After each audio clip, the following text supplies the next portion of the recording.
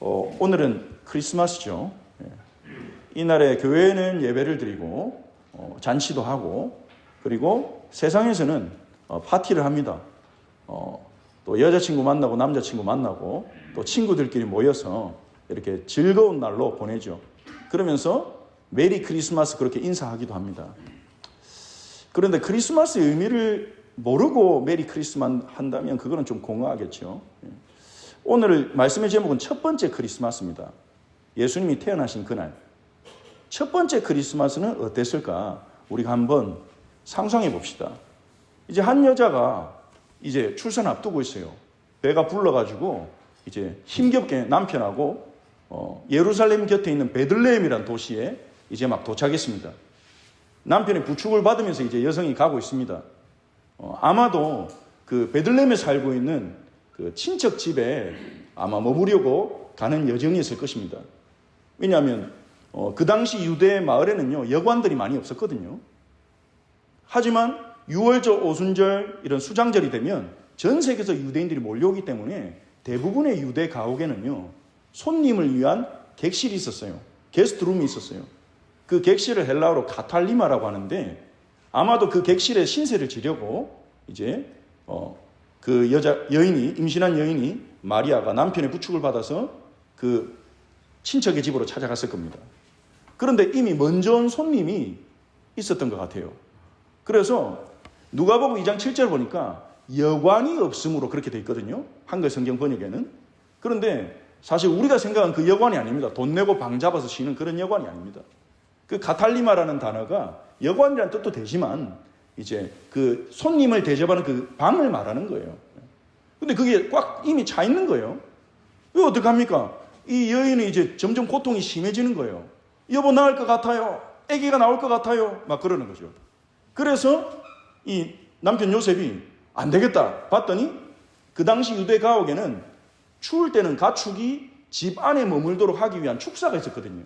그 축사에 빈자리가 거기밖에 없는 겁니다. 그래서 아내를 거기에 누이고 이제 아기를 낳은 거죠. 이 여인이 막 얼마나 아프겠습니까? 이 어머니들은 겪어보셨잖아요. 비명을 지릅니다. 그 비명을 지르고 땀을 흘리고 이러는 가운데 이제 우렁찬 아기 울음소리가 터져 나오는 거예요. 응애 이렇게 울음소리가 터져 나오는 거예요. 아기가 태어난 거죠. 근데 그 아기를 누일 곳이 없어가지고 말구유는 말이 먹을 밥을 올려놓는 말밥통이죠. 거기에 아기를 얹어 놓은 겁니다. 그날에 태어난 아기가 전 세계에 얼마나 많았을까요? 그 아기가 온몸에 어머니의 그 양수와 피로 흠뻑 묻은 채로 나온 거예요. 그 아기의 탄생을 축하해 주는 사람이 그렇게 많지 않았어요. 왜냐하면 부모님이 그렇게 대단한 사람이 아니었거든요. 만약에 왕가에 태어났다면 신하들이 와가지고 선물을 바치고 경축드립니다 하고 했겠죠.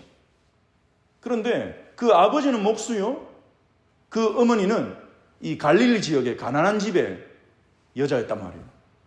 그러니까 그 아기의 탄생을 축하해 주는 사람이 많지 않았어요. 그런데 그 아기 예수의 탄생을 우리는 왜 그렇게 중요하게 생각합니까? 크리스마스라는 날을 만들어서 그분의 탄생을 기념합니까? 그 이유를 생각해보는 시간이 되기를 원해요. 그 첫 번째 크리스마스, 그 시간은요 그렇게 은혜롭거나 화려하지 않았어요. 상상해보세요. 그냥 평범한 한 아기예요. 가난한 집에 태어난. 근데 왜 그 아기의 탄생이 세상을 바꾸고 이렇게 크리스마스라는 날을까지 만들어지게 됐냐? 놀랍게도 그 아기의 탄생이 오래전부터 예언되었기 때문입니다. 성경에는요, 이 예수 그리스도에 대한 예언이 너무나 많이 있죠. 여러분이 대부분이 잘 알고 있는 여자의 후손이 와서 뱀의 머리를 꺾을 것이다. 아브라함의 씨가 천하 만민이 복을 받게 할 것이다. 다윗의 씨가 와서 다윗의 나라를 세우고 하나님 나라 완성할 것이다. 수많은 예언들이 있었습니다. 오늘은 그 가운데 이사야 선지자의 예언 하나를 우리가 주목해서 보기를 원해요. 우리가 읽은 본문입니다. 다시 한번 읽어봅시다. 이사야 9장 6절 7절 말씀 같이 한번 6절만 먼저 한번 읽어봅시다. 시작. 이는 한 아기가 우리에게 낳고 한 아들을 우리에게 주신 바 되었는데 그의 어깨에는 정사를 메었고 그의 이름은 기묘자라 모사라 전능하신 하나님이라 영존하시는 아버지라 평강의 왕이라 할 것임이라. 아멘. 이사야 선지자가요 지역까지도 예언했어요. 이사야 9장 1절에 보면 이방의 땅 이 갈릴리에 스불론의 땅에 납달리의 땅에 빛이 비칠 것이다. 근데 그 빛이 어떻게 비치냐? 한 아기가 태어날 것이다. 한 아들이 주어질 것이다. 그 아기는 어깨에 정사를 메었다. 정사란 말은 통치권을 말합니다. 왕이라는 거예요. 그 아기가 왕이라는 거예요. 그리고 그 아기의 이름이 뭐라고 불린다고요? 기묘자라 모사라. 이게 도대체 뭔 말입니까? 평소에 안 쓰는 말 아닙니까? 기묘자라 뭐 기묘한 분인가? 신비한 분인가? 뭐 이런 느낌으로 들 수 있는데 영어 성경에는요 이 기묘자라 모사를 합쳐서 원더풀 카운슬러로 그렇게 번역해 놨습니다. 정말로 원더풀한 놀라운 상담자, 지혜로운 분이라는 거예요. 그리고 전능하신 하나님이라. 이토록 충격적인 말이 어디 있습니까? 한 아기가 태어날 것인데 그 아기는 바로 전능하신 하나님이라. 영존하시는 아버지라. 영원하신 아버지다. 영원하신 아버지 하나님이다. 어떤 사람들은 구약의 삼위일체의 증거가 없다는데요. 여기에 버젓하게 있습니다. 한 아기가 태어나는데 그 아기가 영원하신 하나님이고 영원하신 아버지고 전능하신 하나님이다. 그리고 평강의 왕이다. 왕인데 어떤 왕이라고요? 평강의 왕. 사람들을 압제하고 힘으로 누르고 세금 걷어가고 빼앗는 왕이 아니라 평강을 주는 왕이다. 이게 하나님의 약속이에요. 한 아기가 그런 한 아기가 태어날 것이다. 그 아기가 태어나면 어떤 일을 합니까? 7절을 봅시다. 7절 같이 읽겠습니다. 그 정사와 평강의 더함이 무궁하며 또 다윗의 왕자와 그의 나라에 군림하여 그 나라를 굳게 세우고 지금 이후로 영원히 정의와 공의로 그것을 보존하실 것이라. 만군의 여호와의 열심히 이를 이루시리라. 아멘. 정사와 평강의 더함이 무궁하며, 무궁하다는 말은 끝이 없다는 말 아닙니까? 정사, 이 하나님의 통치와 평강이 그 아기를 통해서 점점 확장될 것이다. 확장된다는 말은요, 처음엔 작게 시작한다는 거예요. 베들레헴이라는 이 동네에 마일 구유의 왕이 오셨는데 거기서부터 시작해서요, 하나님의 통치와 하나님의 평강이 점점 확장된다. 온 땅으로요. 다 예언되어 있습니다. 다윗의 왕자와 그의 나라에 군림하여 하나님 나라를 완성하신다는 거예요. 다윗의 왕자란 뭐냐? 하나님이 다윗에게 약속하셨거든요. 사무엘하 7장에 보면 다윗에게 영원한 나라를 세워주겠다. 네 후손을 통해 내가 영원한 나라 세울 거야. 무너지지 않는 나라, 주권이 바뀌지 않는 나라를 세울 거야. 그 나라의 백성은 영원한 백성이 되겠죠? 다윗의 왕자를 세운다. 이 말은요, 그 다윗의 후손이 바로 이 아기라는 거예요. 태어날 아기. 하나님이 사람이 되어 오시는 아기. 정의와 공의로 그것을 영원히 다스릴 것이다. 마지막 구절이 놀랍습니다. 이걸 누가 한다고요? 누가 합니까? 만군의 여호와의 열심히 이를 이루리라. 실패할 수 없는 일이에요. 무너질 수 없는 일이에요. 그래서 이 아기의 일에 참여한 자들은요, 무너질 수 없는 인생이 되는 것입니다. 그러면요, 첫 번째 크리스마스, 그 친척 집에 누일 게스트룸조차도 없어서 가축들을 키우는 축사에서 조용하게 소리 없이 세상에 알려지지 않게 태어난 그 아기는 바로 누구라는 겁니까? 2025년 전에 태어난 그 아기는 바로 사람이 되신 창조주 하나님이십니다. 그러면 여러분, 창조주가 오셨는데 왜 그렇게 평범한 가정에 비천한 모습으로 오셨을까요? 아니, 하나님이 이 땅에 오실 것 같으면 좀 사람들이 쫙 알아보도록 왕가에 태어나든지 황제 아들로 태어나든지 이러면 얼마나 좋습니까? 태어나가지고 권력을 딱 쥐고 하나님 믿어라, 안 믿으면 죽어 이러면 물론 방법은 잘못됐지만 얼마나 하나님의 뜻을 이루기 쉬워 보입니까? 우리는 그러잖아요. 세계복음 하려면 엘리트가 필요해. 우리 자녀를 엘리트로 키워야 돼. 그러잖아요. 왜냐? 엘리트가 돼야 영향력을 주니까. 그런데 그렇다면 왜 하나님의 아들은 평범하고 비천한 가정에 오셨을까요? 왜냐하면 그분이 세우는 나라가 이 세상과는 다른 나라이기 때문입니다. 우리가 사는 이 세상은요, 돈과 권력에 의해 움직여집니다. 우리가 눈으로 보고 경험하는 세상에 보면 돈이 최고예요. 돈으로 안 되는 게 없는 것 같아요. 예전에는 그냥 서로 해주던 일도 전부 다 돈 주고 하는 일로 바뀌고 있어요. 그만큼 사람들은 돈에 더 의지하고 돈에 더 집착할 수밖에 없겠죠. 지금 우리가 사는 이 세상에는 돈과 권력이 하나님의 자리에 앉아 있습니다. 그래서 사람들에게 기쁨을 주고 만족을 주고 평안을 약속하고 평안이 아니라 편안을 약속하고 그리고 안전하게 지켜줄 수 있다는 희망을 주는 거죠. 사람들은 그것의 권세에 굴복해서 그 돈과 권력을 의지하고 살아가는 사람이 많습니다. 그게 당연한 듯 합니다. 그게 당연한 것 같아요. 하지만 하나님 말씀하십니다. 돈과 권력은 우리에게 참된 기쁨과 만족과 안전을 주지 못합니다. 일시적인 쾌락, 잠시의 안전, 돈으로 보디가드도 고용할 수 있으니까요. 안전한 집에 살고 잠시의 안전, 잠시의 만족을 줍니다. 하지만 좀 있으면 또 허망해지고 어느 날 한계를 맞이할 뿐이에요. 성경에는 이 신의 존재처럼 사람들을 지배하는 그 돈의 세력을요, 만몬이라 부릅니다. 예수님 마태복음 6장 24절에서 하나님과 재물을 동시에 섬길 수 없느니라. 하나님과 만몬을 동시에 섬길 수 없느니라 그렇게 말했어요. 그래서 세상은 그렇게 돌아가요. 그래서 지금도요, 많은 사람들이 좀 더 안정적으로 좀 더 많이 돈을 벌 수 있는 길을 찾고 있습니다. 그런 책을 쓰면 베스트셀러가 되고요. 그런 유튜버가 나오면 수많은 구독자들이 붙습니다. 돈을 잘 버는 방법을 누군가 알려준다면요. 하지만 예수님은 다른 길을 가셨어요. 왜냐? 그 길의 끝에는요, 사망이 있기 때문이에요. 그 길의 끝에는요, 허망이 있기 때문이에요. 어떤 사람은 그럽니다. 행복을 돈으로 살 수 없다고 말하는 사람은 어디서 쇼핑하는지 모르는 사람이다. 미국의 한 배우가 그렇게 말했대요. 그러니까 쇼핑으로 자기는 행복하다 이거잖아요. 하지만 성경에는요, 하나님이 솔로몬을 통해서 모든 걸 다 가져보고 모든 걸 다 해보고 사업이란 사업은 다 해봤는데 그 사람의 결론을 성경에 전도서에 기록해 놨습니다. 헛되고 헛되며 모든 것이 헛되도다.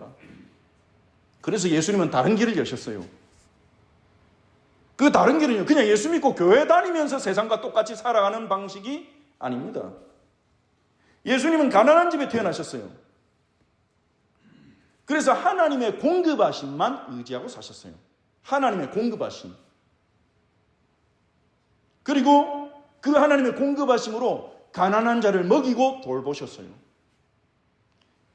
그리고 권력이 없는 집에 나셨어요.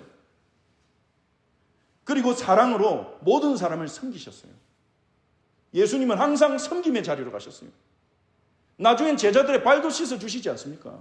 내가 너에게 한 것처럼 너희도 서로 이렇게 해라. 다른 나라예요. 심령이 가난한 자, 애통하는 자, 온유한 자, 의에 줄이고 목마른 자들이 행복한 나라입니다. 예수님이 세운 나라는 가난해도 괜찮은 나라예요. 가난할수록 하늘 아버지 바라보고 하늘의 공급하심을 경험할 수 있거든요. 고통받아도 행복할 수 있는 나라예요. 하나님의 위로가 임하거든요. 온유해도 세상을 해치고 나갈 강한 캐릭터와 강한 성품이 카리스마가 없어도 행복할 수 있는 나라예요. 세상은 그런 인재를 원하죠. 자기 주장 확실하고 계획을 추진 확실하게 하고 그런 강한 자들을 원합니다. 하지만 예수님이 세운 나라는요, 온유한 자들, 좋게 말하면 온유한 거지 심약한 자들, 마음이 약한 자들도요. 왜냐하면 그들이 그 마음의 연약함을 가지고 하나님 앞에 부르짖을 때 하나님은 그들을 인도하셔서 땅을 기업으로 얻게 하시는 것입니다. 예수님이 팔복에서 말씀하신 것이죠. 의에 줄이고 목마른 억울한 사람들도요, 하나님과 인격적인 관계로 들어갈 때 그리스도를 통해 그 억울함을 주님이 풀어주실 것입니다. 예수님은 이 하나님 나라의 능력을 부유한 자, 돈 많은 자, 권력자들이 아니라 병들고 귀신 들리고 버려진 자들에게 나타내셨습니다. 예수님은 죄인과 세리들의 친구라고 불리셨습니다. 그리고 더 낮은 자리로 내려가셨는데요. 그것이 바로 십자가입니다. 그곳에서 예수님은요, 창조주이신 예수님이 피조물인 우리의 죄를 짊어지고 우리 대신 채찍에 맞고 우리 대신 고통과 죽음을 당하셨습니다. 이게 말이 안 되는 일이에요. 어릴 때부터 교회에서 자라난 친구들은 그냥 당연하게 생각해요. 예수님이 나를 위해 죽었어. 근데 그게 말이 되는 얘기입니까? 창조주가 왜 피조물을 위해 채찍을 맞고 죽임을 당합니까? 여러분 같으면 그렇게 하시겠습니까? 왕 보고 노예처럼 살라면 살겠습니까? 창조주가 이 세상 이것보다 더 자극적인 얘기가 없어요. 십자가보다. 창조주가 우리 없어도 되는 창조주가 필요에 의해서 우리를 부른 게 아니에요. 여러분은 하나님 앞에 필요한 사람이 될 필요 없어요. 세상에서, 사회에서, 직장에서, 학교에서는요, 필요한 사람이 되기 위해서 우리는 노력해야 되는지 모릅니다. 하나님은요, 필요해서 우리를 부른 게 아니에요. 우리를 사랑해서 불렀어요. 있는 모습 그대로. 우리 존재 자체를 사랑하세요. 그게 말이 되는 게 아니라는 거죠. 그 다윗은 시편을 고백합니다. 사람이 무엇이고 한데 주께서 저를 생각하시며 도대체 우리가 뭐라고 이토록 사랑하십니까? 이 말이잖아요. 제가 제 존재를 들어봐도 그래요. 전 존재 자체가 죄인입니다. 제 마음속에는 죄의 세력이 있어요. 끊임없이 하나님보다 다른 쪽으로 가려는 죄의 세력이 있단 말이에요. 주님이 그거 다 아신단 말이에요. 근데 뭐 그리 이쁘다고 그리 우리를 생각하시며 사랑하시며 기적 중에 기적이에요. 십자가보다 더 큰 기적은 없습니다. 우리에게 더 이상의 기적이 필요 없을 정도입니다. 창조주신 하나님 아들이 우리를 대신해 고통받고 죽으셨습니다. 전능하신 하나님 아들이 무기력한 인간처럼 죽으신 거예요. 우리는 죽으면 끝나요. 우리 인생은. 근데 하나님의 아들은, 예수님은 그 죽음에서 끝나지 않았어요. 하나님이 그를 죽음에서 일으키셨습니다. 다시 살아나셨어요. 그 예수님의 부활을 본 목격자들, 증인들에 의해서 초대교회가 세워졌습니다. 제자들이 변화됐고요. 도망갔던 제자들이 예수 그리스도를 목숨 걸고 전하기 시작했습니다. 순교에도 꺾이지 않았습니다. 부활을 목격했기 때문에, 그 생명을 받기 때문에. 예수님은 죽음을 이기고 부활하셨습니다. 우리의 죄와 우리의 죽음과 우리를 향한 하나님의 진노가 십자가에서 끝났어요. 그곳에서 새로운 창조가 시작됐어요. 바로 이 십자가에서 역전이 일어납니다. 세상에서 가장 낮은 자리, 반역자들에게 주던, 로마 사람들도 치를 떨던, 십자가 얘기도 꺼내지 마라 하던 그 끔찍한 사형법, 사람을 나무에 못 박아 매달아 놓고 6시간 동안 말려 죽이는 거예요. 그 끔찍한 그 사형틀, 거기서 새 창조가 일어납니다. 역전이 일어납니다. 죄인이 의인되고 삐뚤어지고 더러운 자가 거룩하게 되고 지옥 백성이 하나님의 백성이 되고 하나님의 원수가 하나님의 자녀로 변화됩니다. 십자가에서 그 나라가 시작됩니다. 핍박자 사울이 전도자 바울이 되고 겁쟁이 베드로가 예수님 3번 부인했던 순교자가 되고 방탕하던 어거스틴이 위대한 신학자가 되고 노예선 선장이었던 존 뉴턴이요, 나 같은 죄인 살리신 주은혜 놀라워라고 찬송하면서 노예들을 살리는 전도자로 바꿨습니다. 십자가가, 그 하나님의 아들의 죽음이, 그 하나님의 아들의 보혈이. 그래서 고린도전서 1장 18절에 사도 바울은 말합니다. 십자가의 도가 멸망받을 자들에게는 미련하게 보이나 여러분에게는 미련하게 보이지 않기 바랍니다. 십자가의 도가 멸망받을 자들에게는 미련하게 보이나. 저 교회 가가지고 뭐 하는 거야? 저 크리스마스에 자기들끼리 모여가지고 찬송 부르고 노래 부르고 박수 치고 뭐 하는 거야?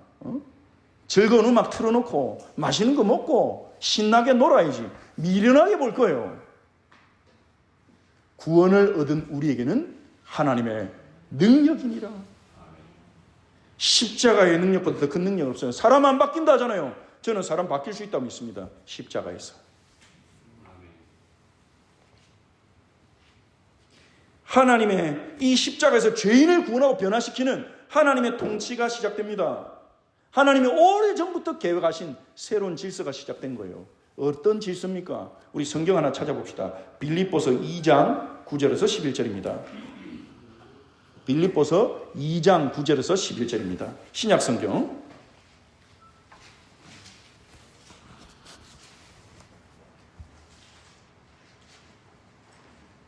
빌립보서 2장 9절에서 11절. 신약 성경 옆에 빌을 찾으시면 된다. 빌. 천천히 찾으시면 됩니다. 기다려 드리겠습니다. 빌립보서 2장 9절에서 11절. 다 찾으신 듯 합니다. 함께 읽겠습니다. 이러므로 하나님이 그를 지극히 높여 모든 이름 위에 뛰어난 이름을 주사 하늘에 있는 자들과 땅에 있는 자들과 땅 아래에 있는 자들로 모든 무릎을 예수의 이름에 꿇게 하시고 모든 입으로 예수 그리스도를 주라 신하여 하나님 아버지께 영광을 돌리게 하셨느니라. 아멘. 뭐라고 합니까? 하나님이 그 예수를 지극히 높여 모든 이름 위에 뛰어난 이름을 주사 하늘에 있는 자, 땅에 있는 자, 땅 아래에 있는 자 모든 존재죠. 하늘에 있는 자는 천군 천사들, 땅에 있는 자 지금 살아있는 사람들, 땅 아래에 있는 자는 죽은 자들입니다. 모든 존재들이 자기 무릎을 예수 이름에 꿇게 하시고 다른 길은 없다는 거예요. 모든 입술로 예수 그리스도를 주라 신하여 하나님 아버지께 영광을 돌리게 하셨느니라. 예수님을 주라고 신할 때 하나님께 영광 돌리는 거예요. 모든 사람은 십자가로 나가야 합니다. 십자가 앞에서 자신의 죄를 인정하고 내가 무슨 그런 죄를 지었습니까? 나는 사람도 안 죽였고 도둑질도 안 했는데요. 성경은 말합니다. 우리의 죄는 우리의 존재 자체가 죄인이다. 하나님을 사랑하지 않고 하나님보다 다른 것을 더 기뻐하고 눈에 보이는 거 육신적인 걸 더 기뻐하는 우리 속에 숨어있는 존재, 원래는 그렇지 않았는데 삐뚤어진 그 존재 자체가 죄다. 나의 죄인됨을 인정하고 나의 한계를 인정하고 예수 이름에 무릎 꿇고 예수를 주라 신해야 합니다. 그것 외에 그 나라에 들어가는 길은 없습니다. 이건 종교가 아니에요. 새로운 질서고 새로운 나라입니다. 이 땅에 이미 임해 있습니다. 그 나라는요, 영적으로 보이지 않게 교회를 통해 그 나라가 이루어집니다. 우리가 교회에서 하나님 말씀을 받고 그 하나님 말씀에 복종할 때 그 영적인 나라가 이루어집니다. 하지만 장차 그 나라는 완성되어서 온 땅을 덮을 것입니다. 그래서 우리는 선택해야 돼요. 예수님은 교인이 되라, 교회 다녀라 하지 않으셨습니다. 나를 따라오라 하셨어요.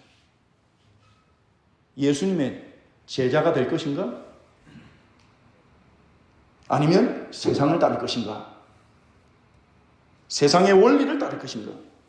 십자가로 나아갈 것인가? 만몬과 권력이 있는 세상을 향하여 그곳에서 내 만족과 행복을 구하며 나갈 것인가? 하나님 나라 백성으로 그 나라의 질서를 따르며 살 것인가? 아니면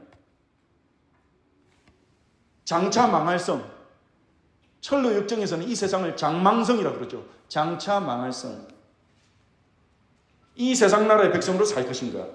그 선택에 따라서요, 예수님이 나중에 다시 오실 때 마지막 날에 맞이할 운명이 달라지게 될 것입니다. 마태복음 13장 49절 50절에 예수님이 이렇게 말씀하셨습니다. 세상 끝에도 이러하리라. 천사들이 와서 의인 중에서 악인을 갈라내어 불못불에 던져 넣으리니 거기서 울며 이를 가리라. 아멘. 결론입니다. 여러분은 어느 길에 서 있습니까? 2000년 전 이 땅에 아기로 태어나셔서 십자가로 새롭고 산 길을 여신 창조주 예수 그리스도의 길을 걸어가고 있습니까? 예수님 따라가고 있습니까? 여러분이 성탄절을 맞이해서 점검해 보십시오. 나는 예수를 따라가고 있는가? 나는 예수 그리스도의 제자인가? 왜냐? 2025년 전에 이 땅에 아기로 태어난 그분은 한 가지 길을 여셨는데요. 그 길은 예수님의 제자의 길입니다. 하나님 나라의 길입니다. 그 길 외에 생명의 길은 없습니다. 하나님 나라의 시계는, 하늘에 있는 시계는 종말을 향해 이미 카운트다운 하고 있어요.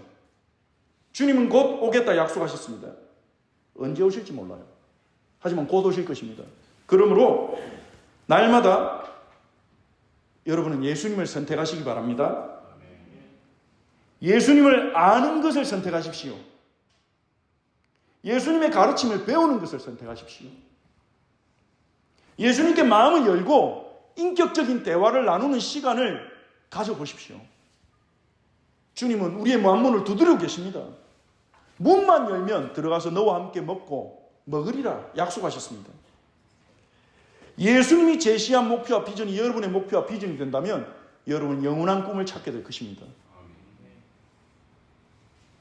약 2000년 전 첫 번째 크리스마스부터 시작된 은혜의 길, 그 길을 예수님과 함께, 그리고 이 자리에 함께 한 교회 공동체와 함께 기쁨으로 걸어가는 모든 성도님들이 되시기를 예수님의 이름으로 축원하고 축복합니다.